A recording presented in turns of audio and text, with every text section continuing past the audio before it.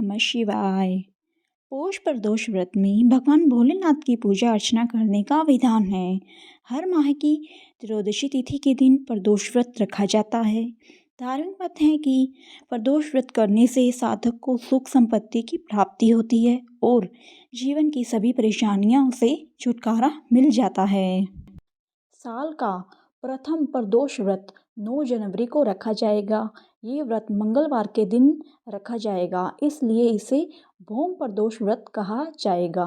मान्यता है कि प्रदोष व्रत की पूजा शुभ मुहूर्त में करने से भगवान शिव प्रसन्न होते हैं और पूजा का पूर्ण फल प्राप्त होता है। इस वीडियो में हम प्रदोष व्रत का शुभ मुहूर्त, पूजा विधि सब कुछ जानेंगे। शुरू करते हैं। प्रदोष व्रत का शुभ मुहूर्त। पौष माह की त्रयोदशी तिथि का आरंभ 8 जनवरी की रात को 11:58 से शुरू होगा और इसके अगले दिन 9 जनवरी को रात 10:24 पर तिथि का समापन होगा। प्रदोष व्रत में भगवान भोलेनाथ की पूजा प्रदोष काल में करने का विधान है, इसलिए प्रदोष व्रत 9 जनवरी को रखा जाएगा। अब हम जानते हैं प्रदोष व्रत का महत्व। त्रयोदशी तिथि का मूलन संबंध चंद्रमा से है। यदि कुंडली में चंद्रमा की स्थिति सही नहीं है तो त्रयोदशी या प्रदोष व्रत करने से लाभ मिलता है। सोम प्रदोष के दिन भोलेनाथ का रुद्राभिषेक और श्रृंगार का विशेष महत्व है। मंगलवार के दिन पड़ने वाला त्रयोदशी का व्रत भौम प्रदोष व्रत कहलाता है। इस दिन सच्चे मन से भोलेनाथ की पूजा करने से मनोवांछित फल की प्राप्ति होती है। लड़का या लड़की की शादी विवाह की अड़चनें दूर होती है। संतान की इच्छा रखने वाले लोगों को इस दिन पंचगव्य से महादेव का अभिषेक करना चाहिए। वही ऐसे जातक जिन्हें लक्ष्मी प्राप्ति और करियर में सफलता की कामना हो, उन्हें दूध से अभिषेक करने के बाद शिवलिंग पर फूलों की माला अर्पित करनी चाहिए। मान्यता है कि ऐसा करने से भोलेनाथ अत्यंत प्रसन्न होते हैं। अलग अलग वारों के अनुसार प्रदोष व्रत के लाभ प्राप्त होते हैं। प्रदोष व्रत की विधि। प्रदोष व्रत करने के लिए मनुष्य को त्रयोदशी के दिन प्रातः सूर्य उदय से पूर्व उठना चाहिए। नित्य कर्मों से निवृत्त होकर भगवान श्री भोलेनाथ का स्मरण करना चाहिए। इस व्रत में आहार नहीं लिया जाता है। पूरे दिन उपवास रखने के बाद सूर्यास्त से 1 घंटा पहले स्नान आदि कर श्वेत वस्त्र धारण किए जाते हैं। पूजन स्थल को गंगाजल या स्वच्छ जल से शुद्ध करने के बाद गाय के गोबर से लीप कर मंडप तैयार किया जाता है। अब इस मंडप में 5 रंगों का उपयोग करते हुए रंगोली बनाई जाती है। प्रदोष व्रत की आराधना करने के लिए कुशा के आसन का प्रयोग किया जाता है। इस प्रकार पूजन की तैयारियां करके उत्तर पूर्व दिशा की ओर मुख करके बैठें और भगवान शंकर का पूजन करना चाहिए। पूजन में भगवान शिव के मंत्र ओम नमः शिवाय का जाप करते हुए शिव को जल चढ़ाना चाहिए।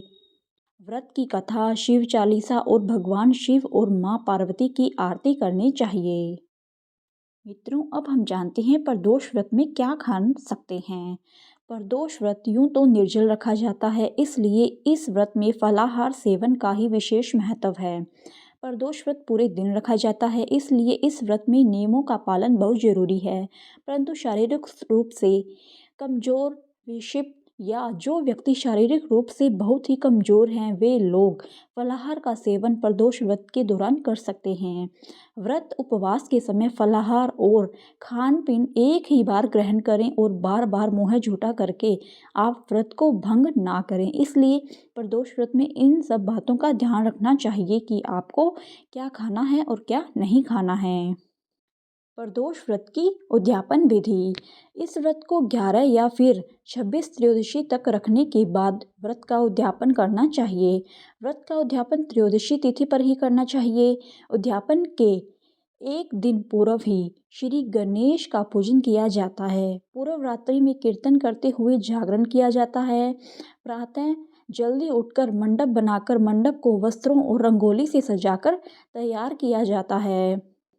ओम उमा सहित शिवाय नमः मंत्र का एक माला यानी 108 बार जाप करते हुए हवन किया जाता है। हवन में आहुति के लिए खीर का प्रयोग किया जाता है। हवन समाप्त होने के बाद भगवान भोलेनाथ की आरती की जाती है और शांति पाठ किया जाता है। अंत में 2 ब्राह्मणों को भोजन कराया जाता है और अपने सामर्थ्य अनुसार दान दक्षिणा देकर आशीर्वाद प्राप्त किया जाता है। मित्रों, अब हम जानते हैं प्रदोष व्रत क्यों किया जाता है। कहा जाता है कि समुंदर मंथन के दौरान जब हलाहल विष निकला था तो सृष्टि को बचाने के लिए उस भयंकर विष को पी लिया था। वो विष इतना ज़्यादा असरकारी था कि उसे पीने के बाद महादेव का कंठ नीला पड़ गया था और विष के प्रभाव से उनके शरीर में असहनीय जलन होने लगी थी। तब देवताओं ने जल, बेलपत्र वगैरह से महादेव की जलन को कम किया था। जिस समय ये घटना घटी थी उस समय त्रयोदशी तिथि थी और प्रदोष काल था। संसार को विष के प्रभाव से बचाने के बाद देवताओं ने इसी प्रदोष काल में महादेव की स्तुति की थी। प्रसन्न होकर महादेव ने भी तांडव किया था। तभी से हर त्रयोदशी तिथि को प्रदोष काल में महादेव के पूजन की परंपरा चलती आ रही है और इस दिन रखा जाने वाला प्रदोष व्रत के नाम से प्रसिद्ध हो गया। मित्रों, अब हम जानते हैं प्रदोष व्रत की पौराणिक कथा। मंगलवार के दिन प्रदोष व्रत यदि पड़ता है तो वह भौम प्रदोष व्रत कहलाता है। भौम प्रदोष व्रत की पौराणिक कथा इस प्रकार है। एक नगर में एक वृद्धा रहती थी। उसका एक ही पुत्र था। वृद्धा की हनुमान जी पर गहरी आस्था थी। वह प्रत्येक मंगलवार को नियम पूर्वक व्रत रखकर हनुमान जी की आराधना करती थी। एक बार हनुमान जी ने उनकी श्रद्धा की परीक्षा लेने की सोची। हनुमान जी साधु का वेश धारण कर वृद्धा के घर गए और पुकारने लगे, है कोई हनुमान भक्त जो हमारी इच्छा पूर्ण करे?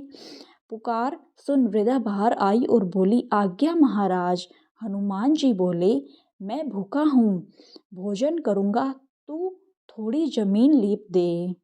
वृद्धा दुविधा में पड़ गई। अंत हाथ जोड़कर बोली, महाराज, लीपने और मिट्टी खोदने के अतिरिक्त आप कोई दूसरी आज्ञा दे, मैं अवश्य पूर्ण करूँगी। साधु ने 3 बार प्रतिज्ञा कराने के बाद कहा, तू अपने बेटे को बुला, मैं उसकी पीठ पर आग जलाकर भोजन बनाऊंगा। यह सुनकर वृद्धा घबरा गई, परंतु वह प्रतिज्ञाबद्ध थी। उसने अपने पुत्र को बुलाकर साधु के सुपुत्र कर दिया। वेशधारी साधु हनुमान जी ने वृद्धा के हाथों से ही उसके पुत्र को पेट के बल लिटवाया और उसकी पीठ पर आग जलवाई। आग जलाकर दुखी मन से वृद्धा अपने घर में चली गई। इधर भोजन बनाकर साधु ने वृद्धा को बुलाकर कहा, तुम अपने पुत्र को पुकारो ताकि वह भी आकर भोग लगा ले। इस पर वृद्धा बोली, उसका नाम लेकर मुझे और कष्ट न पहुंचाओ। लेकिन जब साधु महाराज नहीं माने तो वृद्धा ने अपने पुत्र को आवाज़ लगाई। अपने पुत्र को जीवित देख वृद्धा को बहुत आश्चर्य हुआ और वह साधु के चरणों में गिर पड़ी। हनुमान जी अपने वास्तविक रूप में प्रकट हुए और वृद्धा को भक्ति का आशीर्वाद दिया। धन्यवाद मित्रों, यह वीडियो यहीं पर समाप्त होती है। अगर आप सभी को यह वीडियो अच्छी लगी हो तो मेरी वीडियो को लाइक करें, शेयर करें और मेरे चैनल को सब्सक्राइब ज़रूर करें। धन्यवाद। ओम नमः शिवाय।